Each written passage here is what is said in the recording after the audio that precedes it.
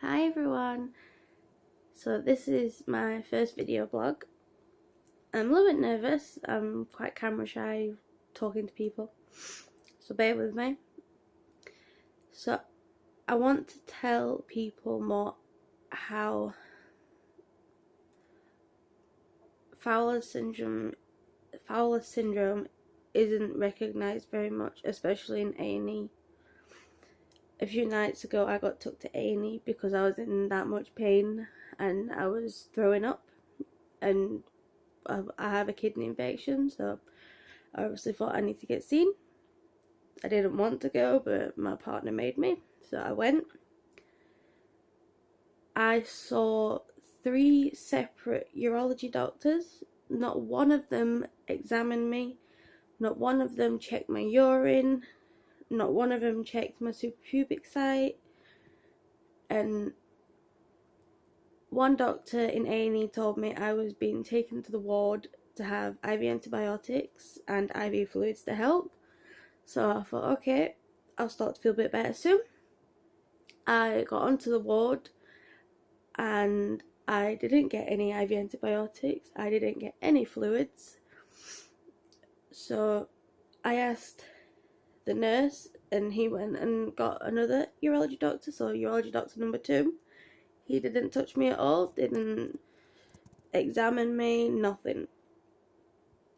So they didn't ask me what Fowler's was, they knew I had it, it's on my notes, and I told them when I got onto the ward, I told the nurse that I have Fowler syndrome, which they do know because they've seen me quite a lot.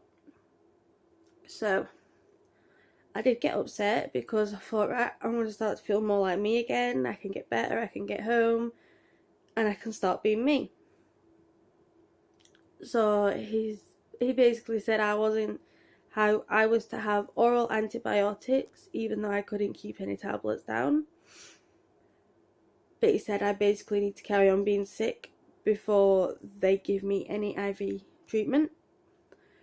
And I have one kidney, so I need to keep my only kidney healthy. And when I start being sick, I don't stop.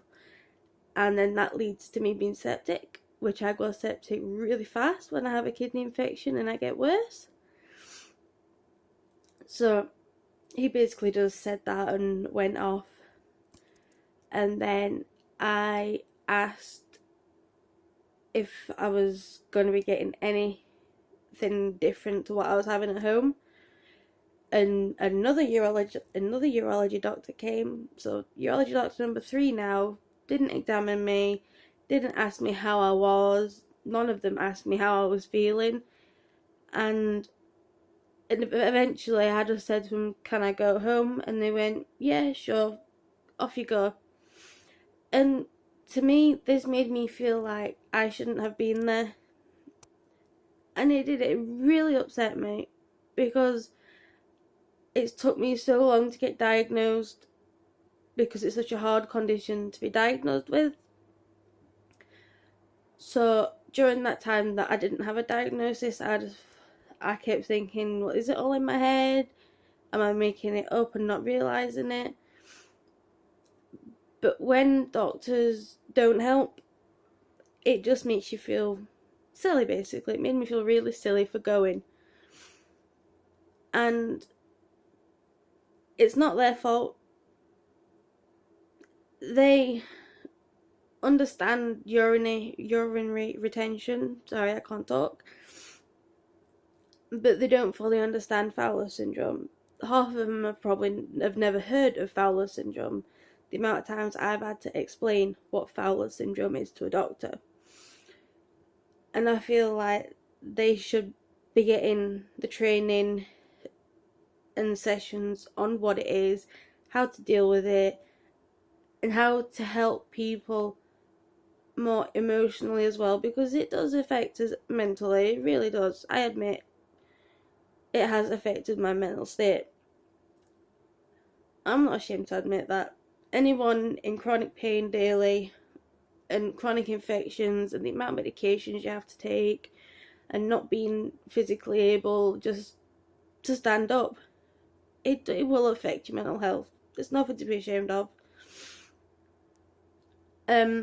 But yeah, that's just kind of what my experience was the last couple of days. And it really does just make you feel, should I be here? Am I making all this up? Are they thinking, oh, there's nothing wrong with me? Or am I just a druggie wanting drugs? So, yeah, please share it.